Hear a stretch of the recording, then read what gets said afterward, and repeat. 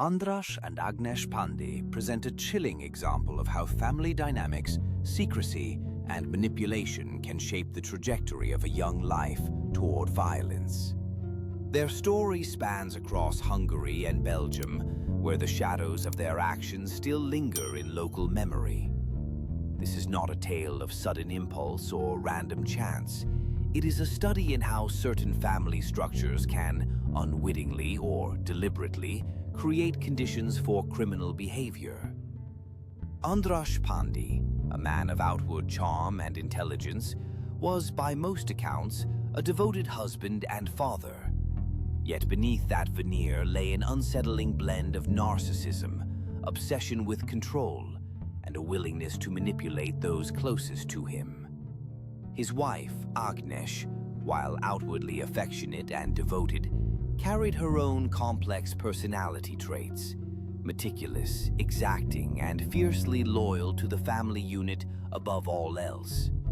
Together, they cultivated an environment where secrecy, manipulation, and moral ambiguity became normalized. Their daughter, Agnes Pandey, grew up in this carefully constructed microcosm, one in which parental authority was absolute and unquestioned. Reports suggest that Andras maintained an atmosphere of subtle fear and rigid discipline. Every action, word, or thought was monitored, criticized, or molded to suit the family's rigid hierarchy. It was not the blunt force of abuse that marked this household, but the quieter, more insidious shaping of personality, an almost surgical cultivation of obedience and emotional suppression. Psychologists who later examined Agnes's development noted that she internalized these dynamics deeply. By adolescence, she had absorbed not only the family's moral framework, but its distorted sense of loyalty and control. The turning point in this story came when Agnes was still young, a child caught between parental influence and emerging personal autonomy.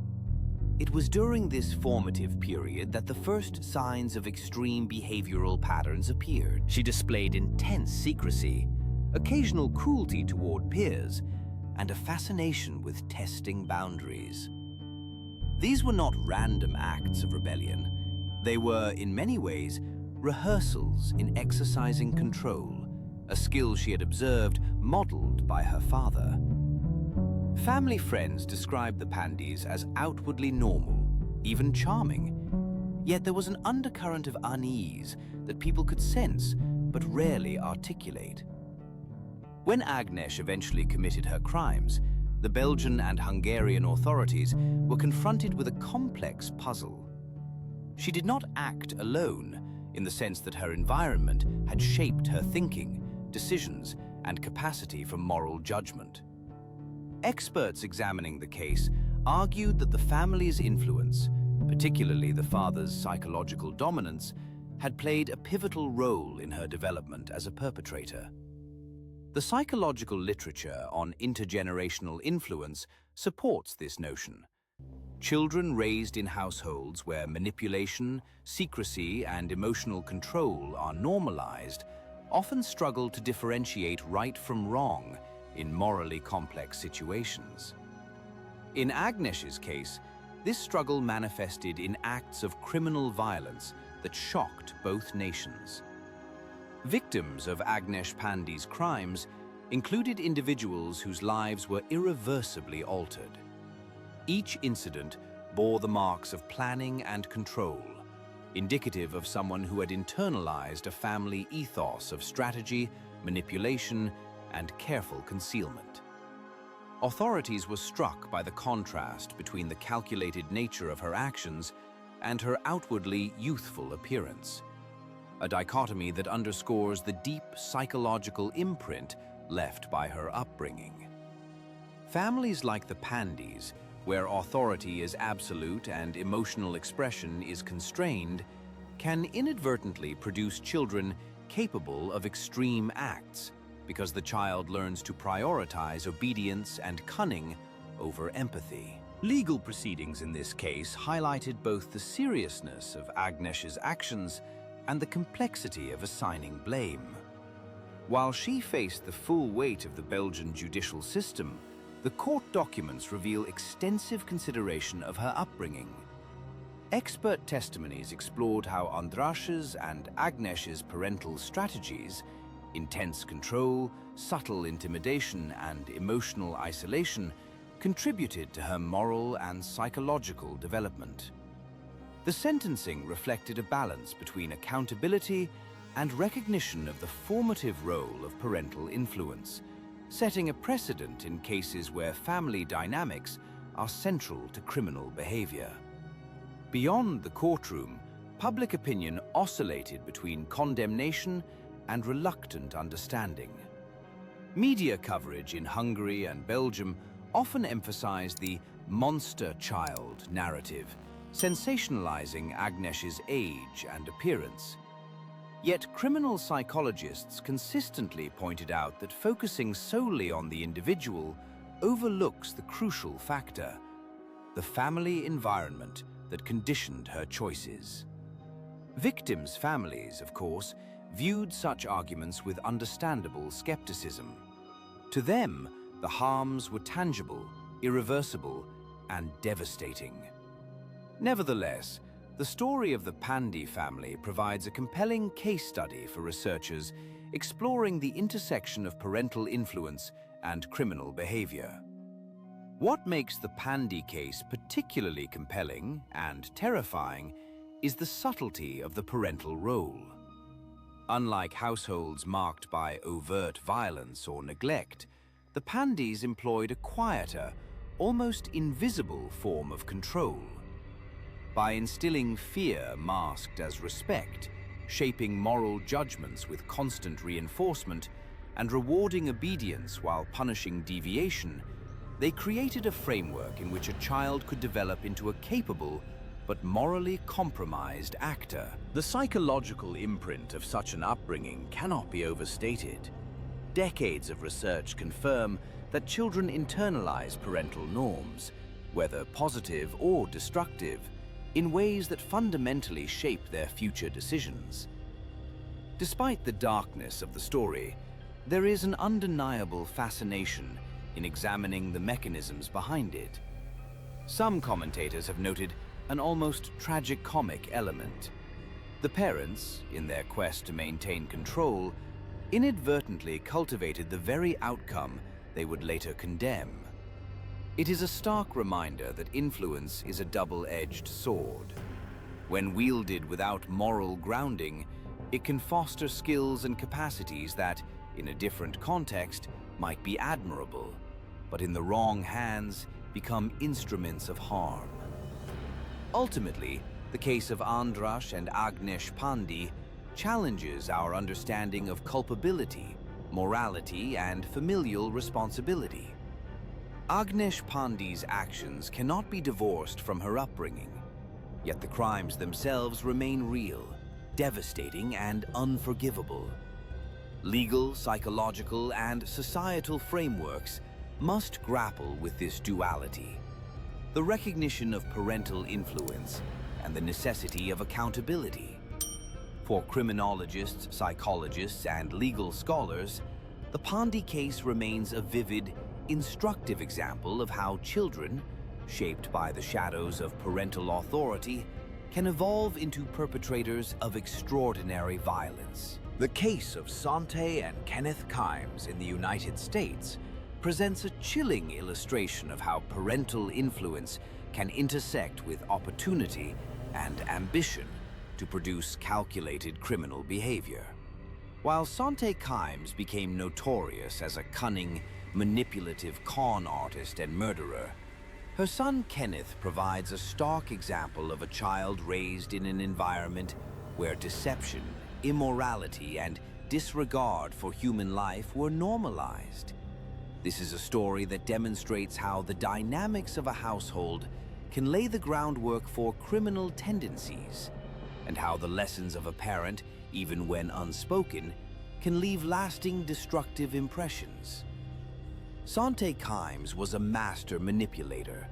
Descriptions from those who encountered her portray a woman both charming and ruthless, capable of persuading, deceiving, and coercing others with remarkable ease. She cultivated an image of wealth, sophistication, and social grace, yet behind the facade was a calculating criminal mind. Her crimes spanned decades and included theft, fraud, and multiple murders. To understand her son, Kenneth, one must first understand the environment Sante created, a household in which deception was routine, morality was flexible, and loyalty to the family unit outweighed any concern for law or ethics.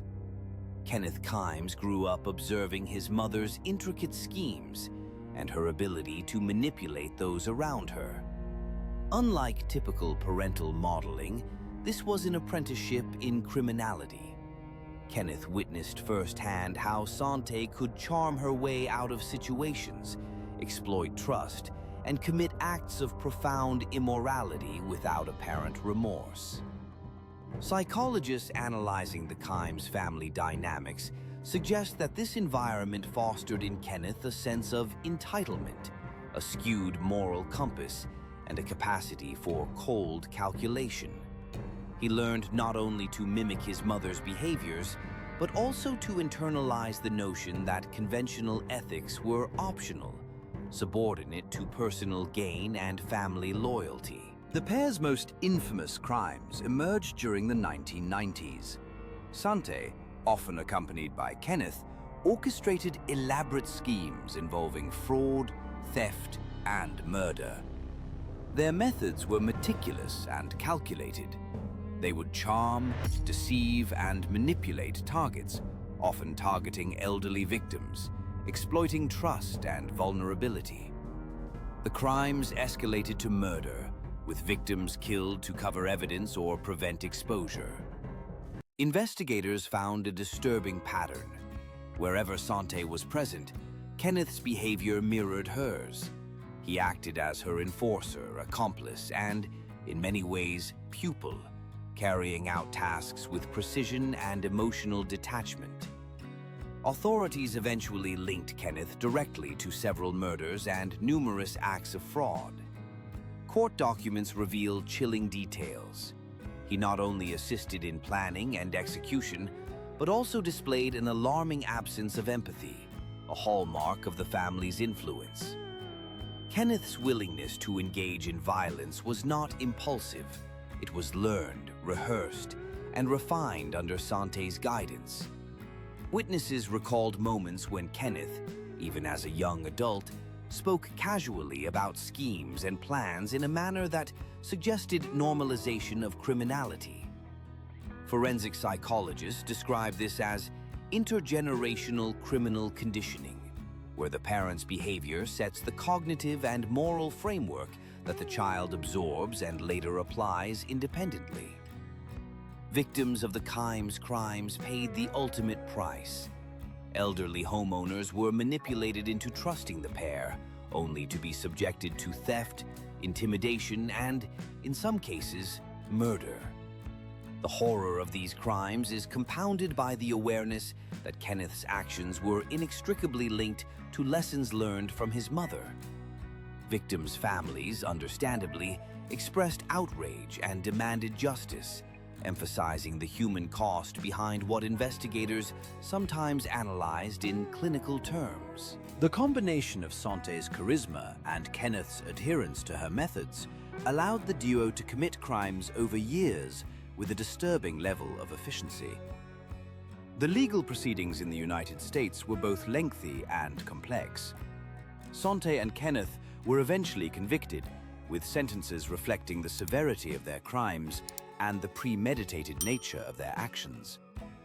Courts considered the clear influence of parental modeling, but emphasized individual accountability.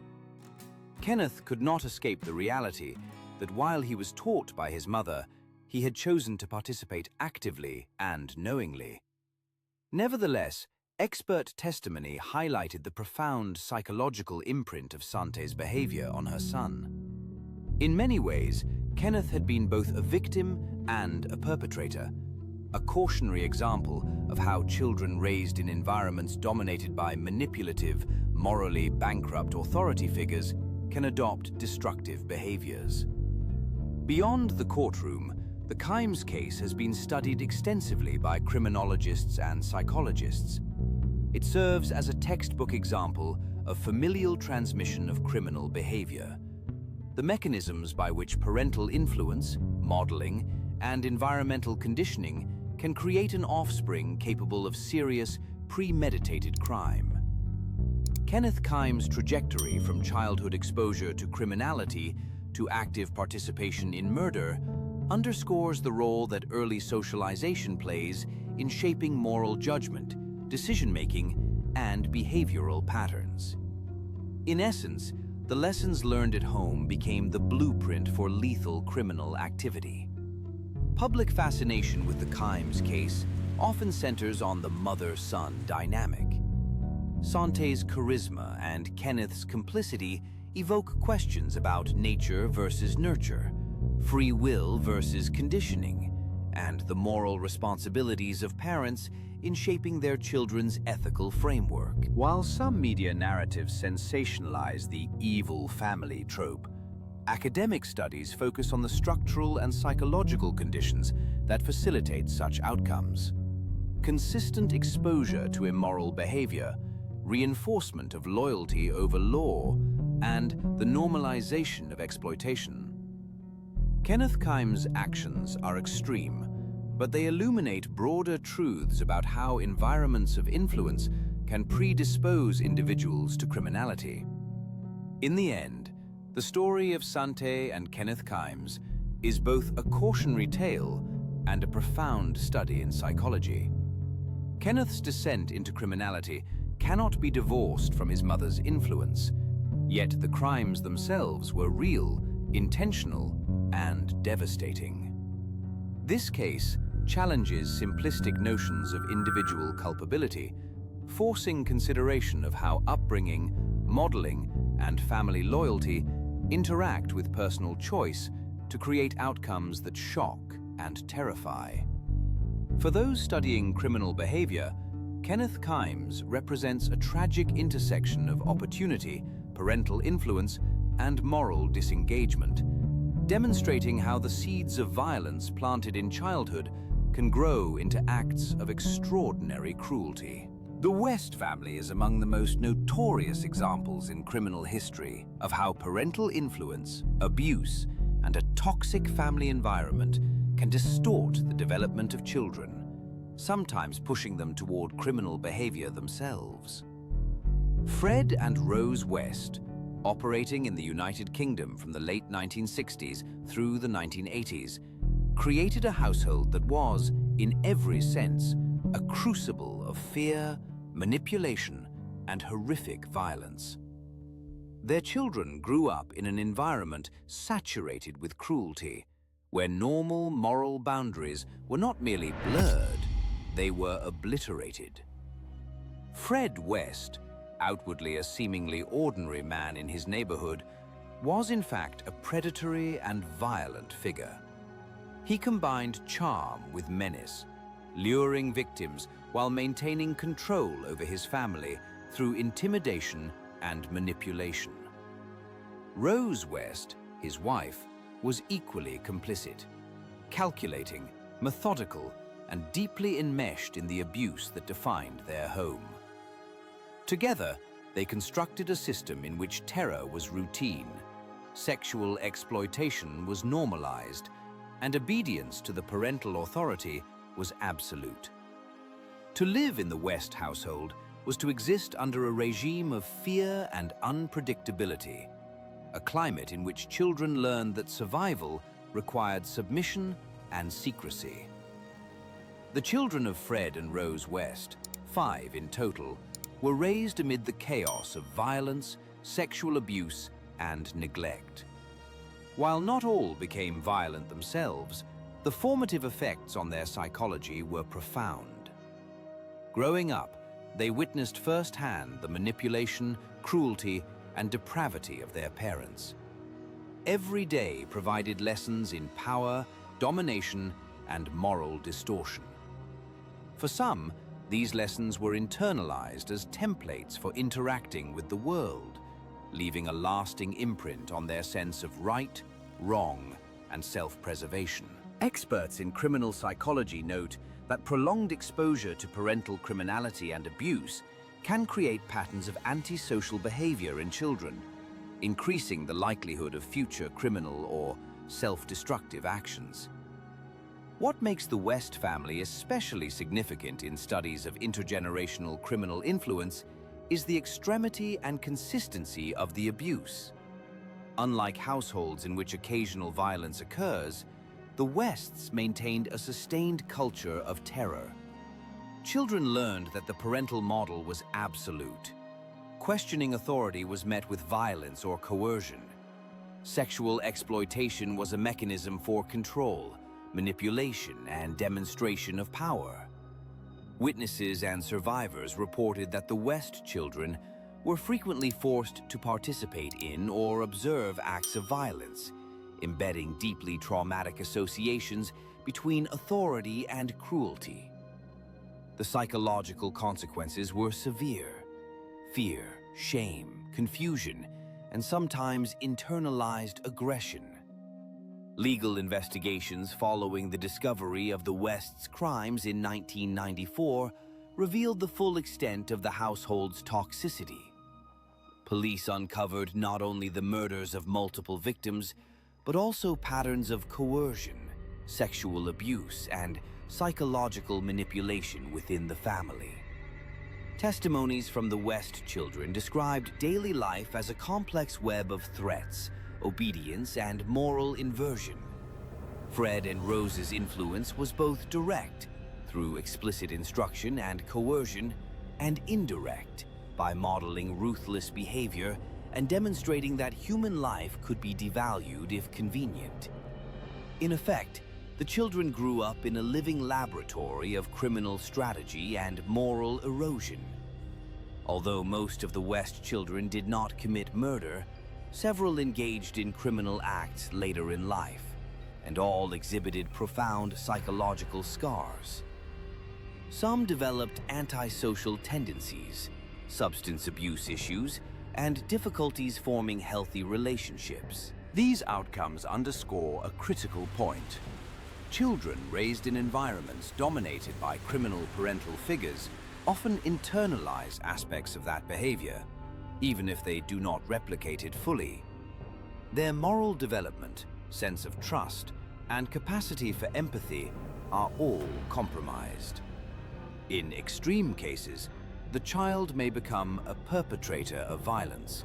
In others, the result is lifelong trauma, social dysfunction, and vulnerability to manipulation by others. The legal outcomes for Fred and Rose West were severe. Fred died by suicide in prison before his trial concluded, while Rose was convicted of multiple murders and sentenced to life imprisonment. Court records included detailed accounts of how their household dynamics directly impacted their children's upbringing. Expert testimony emphasized that the children were victims in multiple senses: of direct abuse, of exposure to parental criminality, and of an environment that distorted basic human values. For the criminal justice system, the West family case highlighted the necessity of considering the developmental context when evaluating the long-term consequences of familial abuse. The story of the West children also sparked broader societal reflection. Media narratives often sensationalized the extreme nature of the household, but academic analyses focused on structural and psychological mechanisms. Researchers studying intergenerational trauma and criminal behavior noted that the Wests exemplify how a combination of coercion, moral inversion, and modeled aggression can create conditions where children may either emulate criminal behaviors or carry the weight of trauma into adulthood. The case challenges simplistic notions of culpability. While children may not be legally responsible for the acts of their parents, their development is profoundly shaped by those experiences, with enduring consequences for both individual psychology and social functioning. Interestingly, despite the horror of the West household, survivors occasionally demonstrated resilience, illustrating the complexity of human response to extreme environments. Some children eventually broke free from the psychological hold of their upbringing, pursuing education, work, or advocacy for abuse victims. Others struggled with long-term consequences, including mental health challenges and criminal behavior.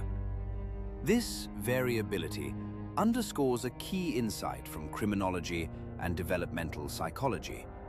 While parental influence is profound, it is not deterministic. Individual factors, social support systems, and intervention can mitigate some of the damage inflicted by abusive family environments. The West case also demonstrates the danger of normalization in criminal households. For the children, cruelty was routine, obedience was rewarded, and questioning authority was punished.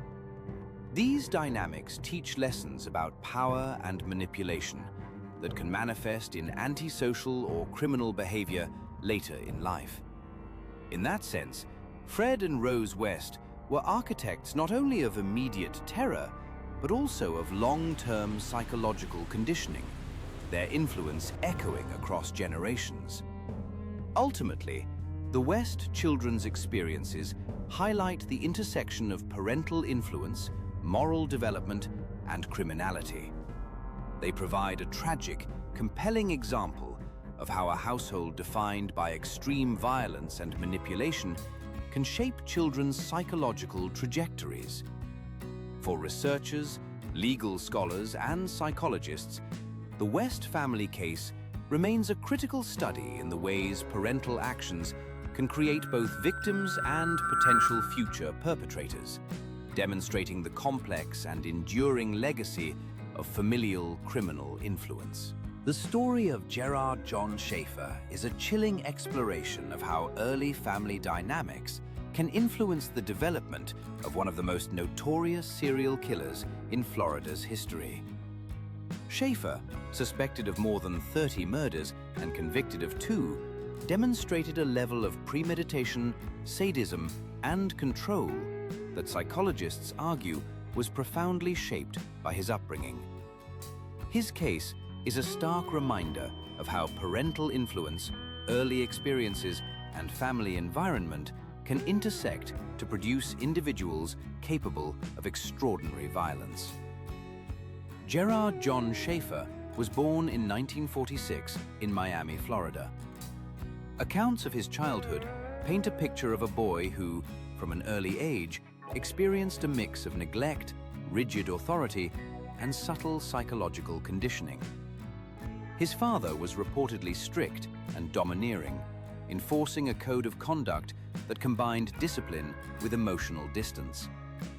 Schaefer's mother, while not overtly abusive, was described as passive, allowing her husband's authority to dominate the household and failing to provide a nurturing counterbalance. This combination created an environment in which Schaefer learned to conceal his true feelings, suppress empathy, and prioritize control over others as a pathway to security and power. Even as a child, Schaefer exhibited behaviors that would later manifest in more extreme forms. He reportedly had a fascination with crime, violence, and power dynamics, as well as a precocious awareness of the reactions of others. Teachers and family members observed his need for control, his manipulative tendencies, and his lack of remorse when pranks or minor transgressions harmed others. Psychologists analyzing Schaefer's early life suggest that these traits were both innate and reinforced by the household environment.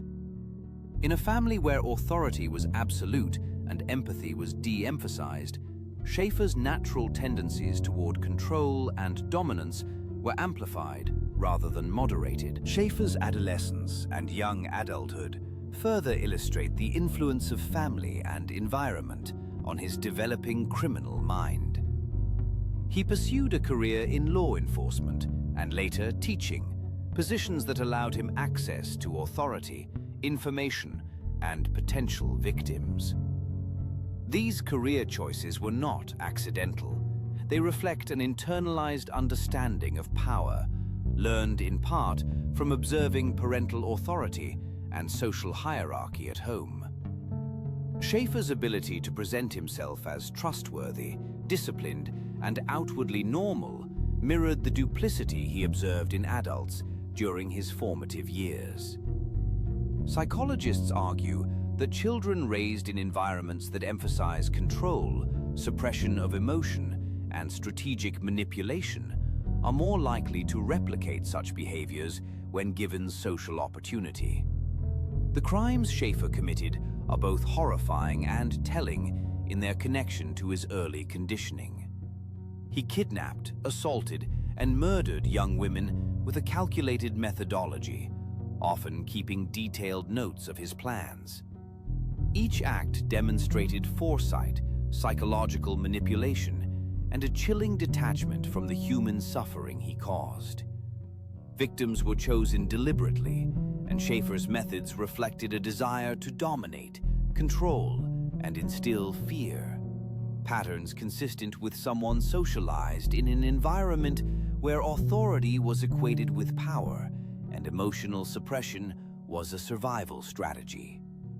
His family environment did not directly teach him to kill, but it created a psychological framework in which domination and control were normalized, empathy was diminished, and moral boundaries were pliable. Law enforcement and criminal profilers have emphasized that Schaefer's upbringing played a significant role in shaping his antisocial behaviors. The lack of nurturing, the rigid and emotionally distant father figure, and the passive maternal influence contributed to a developmental trajectory marked by moral distortion and a capacity for extreme cruelty. Studies of serial offenders consistently find that early family dynamics, particularly those involving inconsistent authority, emotional neglect, and exposure to manipulative or coercive behaviors, are significant predictors of future violent behavior. Schaefer's life exemplifies this pattern, offering insight into how domestic environments can condition individuals to suppress empathy, rationalize harm, and pursue self-interest at the expense of others. Despite the influence of his family, Schaefer's crimes were intentional and premeditated, and the legal system treated them accordingly. He was ultimately convicted and sentenced for 2 murders, though he is suspected in many more. Court documents and trial records detailed both the crimes and Schaefer's psychological profile, noting his strategic manipulation, attention to detail, and lack of remorse. Expert testimony highlighted his upbringing as a contributing factor, but emphasized that Schaefer exercised free will in committing acts of extraordinary violence. The interplay of parental influence and individual choice complicates the moral narrative, illustrating the tension between environmental conditioning and personal accountability. Victims of Schaefer's crimes experienced devastating trauma, and their families expressed understandable outrage and grief. In public discourse, Schaefer was often framed as a monster, yet criminal psychologists and sociologists stress that understanding the developmental roots of such behavior is essential for prevention and intervention. The Schaefer case provides a stark illustration of how early family environments, characterized by emotional distance, rigid control, and moral ambiguity, can create individuals predisposed to extreme antisocial behavior, even if they are not deterministically bound to act on those tendencies. What makes Schaefer particularly instructive in the study of criminal psychology is the combination of intelligence, charm, and ruthlessness, traits that were cultivated in part through observation of authority, compliance, and manipulation within the home. His ability to gain trust, occupy positions of influence, and carry out premeditated crimes demonstrates the lasting imprint of early lessons about power, control, and social interaction. While many children in strict or emotionally distant households do not become killers, the combination of innate predispositions, learned behaviors, and situational opportunity can create a dangerous synergy, as Schaefer's life tragically illustrates. Ultimately, the case of Gerard John Schaefer challenges both legal and psychological frameworks to consider the profound impact of family and upbringing on criminal behavior. His actions were horrific and unforgivable, yet his development underscores the complex ways in which childhood environments shape moral reasoning, empathy, and behavioral patterns. For researchers, criminologists, and law enforcement, Schaefer serves as a cautionary example of how parental influence, even indirect, can facilitate the emergence of one of society's most dangerous predators, blending lessons learned at home with individual agency in ways that can have lethal consequences. The story of Henry Lee Lucas is one of the most disturbing examples of how a toxic family environment can shape a child into a figure capable of extreme violence. Lucas, born in 1936 in Virginia, United States, became infamous as a serial killer who confessed to hundreds of murders, though the exact number remains uncertain. His trajectory from a deeply traumatized child to one of America's most notorious criminals underscores the profound impact of family dysfunction, abuse, and neglect on psychological development and moral reasoning. Lucas's childhood was marked by intense abuse and neglect. His father was reportedly an alcoholic and violent, while his mother subjected him to emotional cruelty and manipulation. In some accounts, he was forced to live in profoundly neglectful conditions, with periods of abandonment and exposure to extreme domestic chaos. This environment provided Lucas with early lessons in fear, powerlessness, and survival, lessons that would later distort his perception of morality, empathy, and human relationships. Psychologists examining Lucas's case have described his upbringing as a perfect storm for the development of antisocial tendencies, highlighting both direct trauma and the modeling of violent or coercive behaviors. From a young age, Lucas demonstrated signs of severe psychological disturbance. He exhibited violent impulses, a lack of empathy, and an almost compulsive fascination with death and pain. Neighbors and teachers reported erratic behavior, aggression toward peers, and early engagement in theft and cruelty to animals. These behaviors, while alarming in isolation, must be understood in the context of a household where abuse and neglect were normalized. Lucas internalized the dysfunction around him, learning that survival often required manipulation, deceit, and the suppression of fear or emotion. As he entered adolescence, Lucas's behavior escalated. He began committing petty crimes, then more serious offenses, ultimately gravitating toward murder. What distinguished Lucas was not only the frequency of his crimes, but the profound lack of remorse and the methodical nature of his actions. Each act reflected a mind trained, in part, by early exposure to brutality and the normalization of violence. In essence, Lucas's environment had taught him that domination, cruelty, and exploitation were acceptable tools for navigating the world. The absence of nurturing, moral guidance, or protective authority figures allowed his violent impulses to grow unchecked. Lucas's adult life was characterized by mobility, opportunism, and manipulation.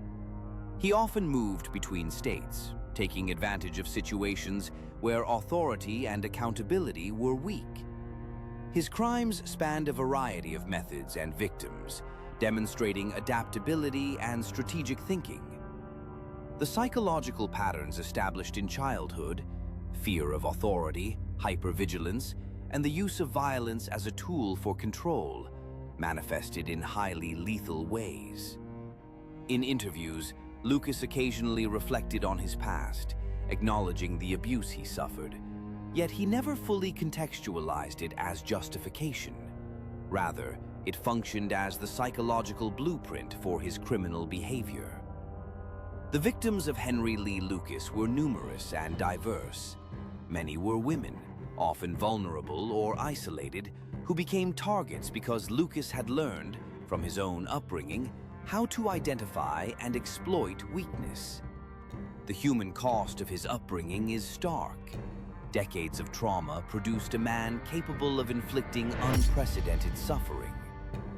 Law enforcement and criminologists have used Lucas's life as a case study in how family-induced trauma and neglect can intersect with innate predispositions to produce extreme criminality. His case demonstrates that early abuse does not guarantee a violent future, but it can create a fertile ground for it when combined with other psychological, social, and environmental factors. Lucas's encounters with the legal system revealed both his capacity for manipulation and the lingering influence of his childhood. He was able to deceive authorities, fabricate confessions, and navigate complex investigations, a skill set psychologists attribute to survival strategies developed during early exposure to abuse and manipulation. The legal proceedings highlighted the difficulty of disentangling personal accountability from the formative effects of a profoundly toxic upbringing. Experts acknowledge the role of early trauma, while maintaining that Lucas's choices were deliberate, illustrating the complex interplay between parental influence, psychological development, and adult criminal behavior. The public reaction to Lucas's crimes often oscillated between horror, fascination, and incredulity. Media coverage focused on the sensational aspects of his confessions and the sheer scale of his alleged murders, sometimes overshadowing the psychological and familial factors that contributed to his development. Yet for criminologists, social workers, and psychologists, the central question remained: how does a child raised in such conditions evolve into a figure capable of repeated, calculated acts of violence? Lucas's life provides a stark, cautionary answer, emphasizing that the combination of extreme parental neglect, abuse, and exposure to violent norms can profoundly distort moral reasoning, empathy, and behavioral regulation. Lucas's legacy in criminal psychology is both grim and instructive. He is often cited in discussions of intergenerational abuse, childhood trauma, and the socio-psychological roots of serial murder. His case illustrates the mechanisms by which parental and familial environments can fail, producing individuals who, in the absence of intervention, may internalize cruelty and perpetuate harm. Lucas was shaped by his upbringing in ways that facilitated his criminal actions. But he also exercised agency, demonstrating that parental influence, while profound, operates within a framework of personal choice. In conclusion, Henry Lee Lucas's life demonstrates the terrifying potential of a childhood dominated by abuse, neglect, and exposure to immoral authority. His parents, through acts of violence, neglect, and emotional manipulation, unintentionally trained a child to navigate the world through fear, deceit, and aggression. While Lucas's crimes are indefensible, understanding the familial context provides critical insights into the developmental origins of extreme criminality. For psychologists, criminologists, and legal scholars, Lucas represents a case study in how early life conditions can create a trajectory toward violence, emphasizing the importance of early intervention, supportive environments, and awareness of the profound impact of family on moral and psychological development. The case of Catherine Knight in Australia offers a disturbing insight into how parental behavior, particularly maternal violence, can shape the psychological development of children and influence their later interactions with society. Catherine Knight, who became infamous for brutally murdering her partner and dismembering his body, created a family environment that profoundly affected her sons. Their experiences provide a stark example of how exposure to extreme parental aggression, instability, and moral transgression can impact children's development and, in some cases, predispose them to criminal or antisocial behavior. Catherine Knight's early life was marked by instability and trauma, which she later replicated in her own family. By the time her sons were old enough to comprehend the world around them, they were living in a household dominated by unpredictability, violence, and a pervasive culture of fear. Knight's behavior oscillated between nurturing and terrifying, creating a dynamic in which the children learned that the primary tools for navigating life were obedience, secrecy, and adaptability. Psychologists studying her case have highlighted the intergenerational cycle of trauma. Children exposed to parental violence often internalize patterns of aggression, distorted moral reasoning, and emotional suppression. For her sons, daily life under Catherine Knight was an exercise in vigilance. They observed acts of extreme cruelty, manipulative behavior, and, in the most notorious instance, the murder and dismemberment of their mother's partner. This event, which shocked the nation, was not an isolated incident, but the culmination of a series of violent and coercive acts that defined the household.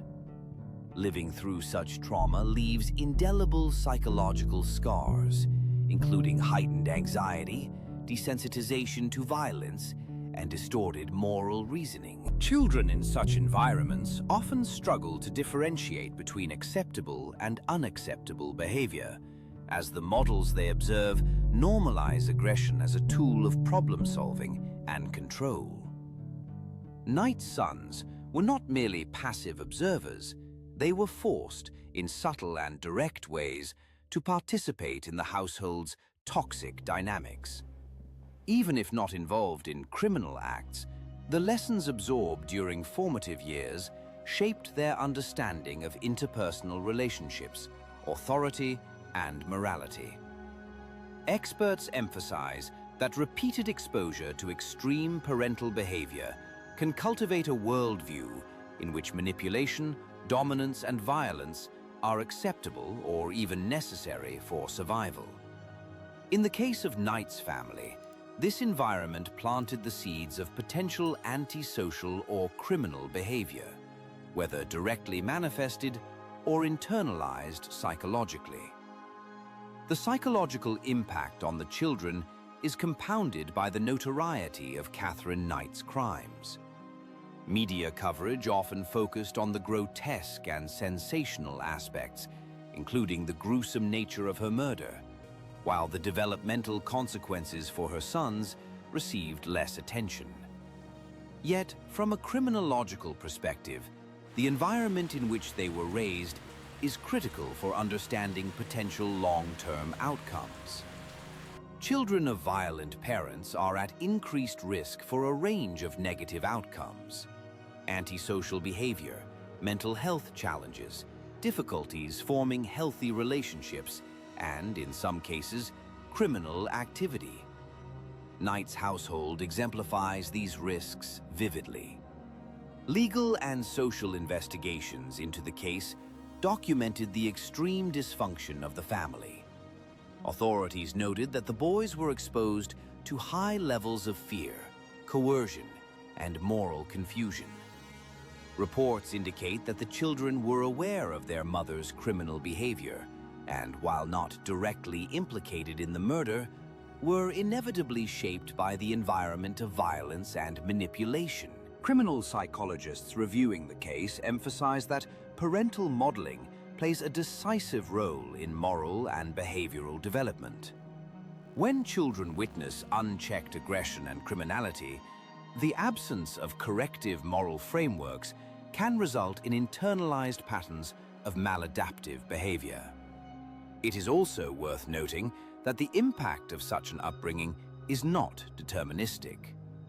While Catherine Knight's sons were profoundly influenced by their mother's behavior, individual resilience, social support, and later life experiences can mediate outcomes. Some children may develop antisocial behaviors or engage in criminal acts, while others internalize the trauma and channel their responses into adaptive behaviors or seek to avoid repeating patterns observed in childhood. In Knight's case, experts suggest that constant vigilance, psychological support, and external mentorship would be crucial in mitigating the negative consequences of exposure to maternal violence. Knight's crimes and their consequences also prompt broader societal reflection on the responsibilities of parents and the vulnerabilities of children in violent households. The son's experiences underline the concept that the family is a primary agent of socialization and moral education. When parental behavior is extreme, abusive, or criminal, children absorb distorted lessons about authority, morality, and interpersonal interaction. Catherine Knight's household represents a high-stakes example of this phenomenon, highlighting both the psychological mechanisms by which parental influence operates and the potential for long-term harm when that influence is destructive. In the aftermath of Knight's criminal actions, social services and legal authorities emphasize the importance of protecting children in households dominated by violence. The case has been studied in criminology and psychology for its clear illustration of how parental modeling, particularly of extreme behavior, can shape a child's moral and behavioral development. Experts note that interventions must occur early to prevent the intergenerational transmission of trauma and antisocial behavior.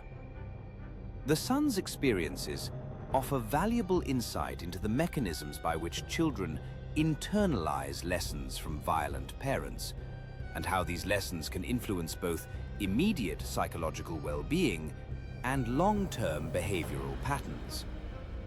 Ultimately, the story of Catherine Knight and her sons underscores a profound and tragic truth. The consequences of parental violence extend far beyond immediate victims.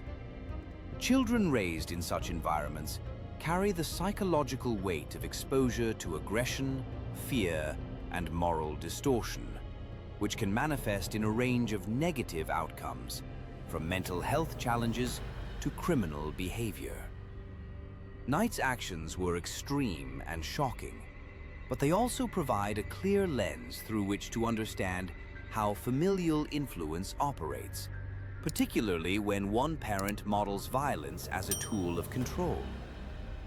For criminologists, psychologists, and social workers, Knight's family serves as a case study in the interplay between parental modeling, childhood development, and potential criminality. The son's experiences highlight the importance of early intervention, consistent moral guidance, and protective oversight to prevent the perpetuation of cycles of violence. In studying Catherine Knight, one observes not only the horrific consequences of her actions, but also the enduring influence of parental behavior on the next generation, providing both warning and insight into the complex roots of criminal development. Mary Bell, A Criminological Anatomy of a Manufactured Child Offender, 900 words. When criminologists speak about the rare and deeply unsettling phenomenon of child perpetrators, the case of Mary Flora Bell stands as one of the most thoroughly examined examples in the entire field. It is a case that forces researchers to confront uncomfortable truths. that some children commit violent acts not because of innate sadism or congenital disorder, but because their developmental environment is so catastrophically destructive that it reshapes the very architecture of their emotional and moral cognition. In Mary's case, this environment was not an unfortunate backdrop to her life. It was essentially the blueprint for the person she became. Mary Bell was born on May 26, 1957, in the deprived district of Scotswood, Newcastle upon Tyne. Her early biography reads like a checklist of risk factors for early onset behavioral pathology: chronic neglect, unstable parental figures, exposure to substance misuse, and a home environment characterized by unpredictability and emotional deprivation. But Mary's situation extended far beyond typical neglect. According to later testimony and psychological evaluations, her mother, Betty Bell, displayed patterns of behavior consistent with severe emotional dysregulation. Neighbors described her as volatile and detached, often leaving Mary in the care of strangers while she pursued chaotic personal relationships. Scientific literature on developmental trauma highlights the critical impact of attachment disruption within the first years of life. Mary experienced these disruptions not as isolated incidents, but as the default condition of her upbringing. Her father figure, often assumed to be Billy Bell, though the identity remains contested, had a long criminal history and was frequently absent due to incarceration. The absence of a stable, nurturing bond created what psychologists refer to as an attachment void, a risk factor strongly associated with impaired emotional regulation, diminished empathy, and difficulty forming moral judgments. Teachers at her primary school described Mary as unusually perceptive for her age, but in ways that raised concern rather than admiration. She was quick to react, but her reactions lacked appropriate emotional context. She seemed to mimic adult responses without understanding them, as though she was studying people rather than relating to them. In modern psychological terminology, this could be interpreted as compensatory behavior, typical in children who have not formed secure attachments and instead rely on hypervigilance as a survival mechanism. By the time Mary was 10, several behavioral red flags had been documented. She engaged in risky play, often frightening peers, and exhibited a concerning fascination with injuries and accidents.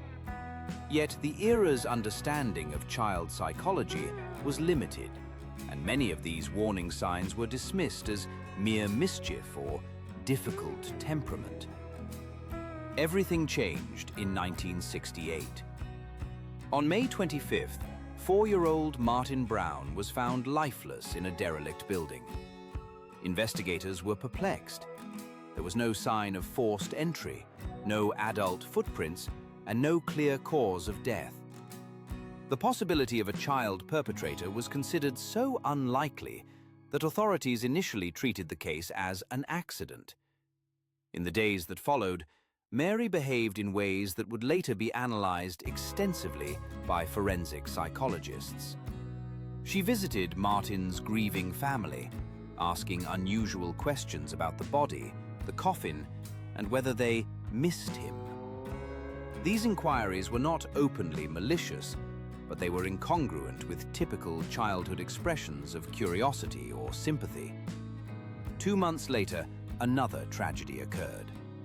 3-year-old Brian Howe disappeared and was later found in a secluded area. The investigative team, faced with patterns that did not align with adult criminal behavior, gradually shifted their focus to younger suspects. Witness reports pointed to Mary and her 13-year-old acquaintance Norma. Unlike Mary, Norma was emotionally expressive and easily distressed. During interviews, she provided fragmented but crucial information. Mary, by contrast, retained a disturbing composure, offering contradictory statements with surprising ease and even subtle confidence. Modern criminological analysis often emphasizes that Mary's responses reflected not a calculated attempt to deceive, but the coping strategies of a child habituated to unstable authority figures. In environments where punishment is unpredictable and emotional responses are confusing, children may develop adaptive dishonesty, a means of preserving personal control in a world where they otherwise have none. Mary was arrested and subsequently underwent extensive psychological evaluation. Multiple specialists emphasized that Mary did not display psychotic symptoms, nor did she show evidence of intellectual impairment. Instead, she demonstrated traits typical of severe early trauma: blunted emotional affect, impaired empathy development, manipulative coping mechanisms, and symptoms associated with chronic stress exposure. One psychologist described her as a child whose mental landscape had been shaped like soft clay by the hands of chaos. At trial, the court faced an unprecedented dilemma. Mary was legally a child, but exhibited behaviors more commonly associated with adult offenders, with long histories of environmental adversity. The prosecution did not attempt to portray her as inherently evil. Instead, they framed the case as the tragic consequence of circumstances well beyond her control. The defense argued diminished responsibility based on her psychological condition, a position ultimately accepted by the court. Mary was sentenced to be detained at Her Majesty's pleasure, an indefinite sentence allowing for rehabilitation and later reassessment. She spent 12 years in secure institutions, where her behavior reportedly stabilized. Psychologists noted that in structured environments, Mary responded well to boundaries, routine, and therapeutic guidance. Another indication that her earlier life had lacked every developmental necessity. Upon release at age 23, she was granted lifelong anonymity, enabling her to build a new identity. In adulthood, she became a mother and fought legal battles to ensure her child's anonymity as well. The question of Mary's true psychological state remains a subject of academic interest.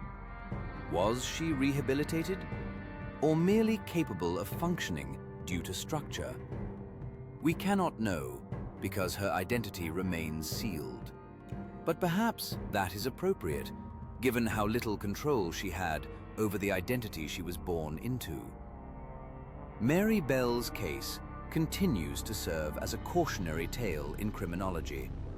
A child formed by trauma, shaped by neglect, and taught from infancy that control comes not from love or guidance, but from fear and unpredictability. She remains both a perpetrator and a victim, a paradox that challenges the boundaries of criminal responsibility and the limits of childhood resilience.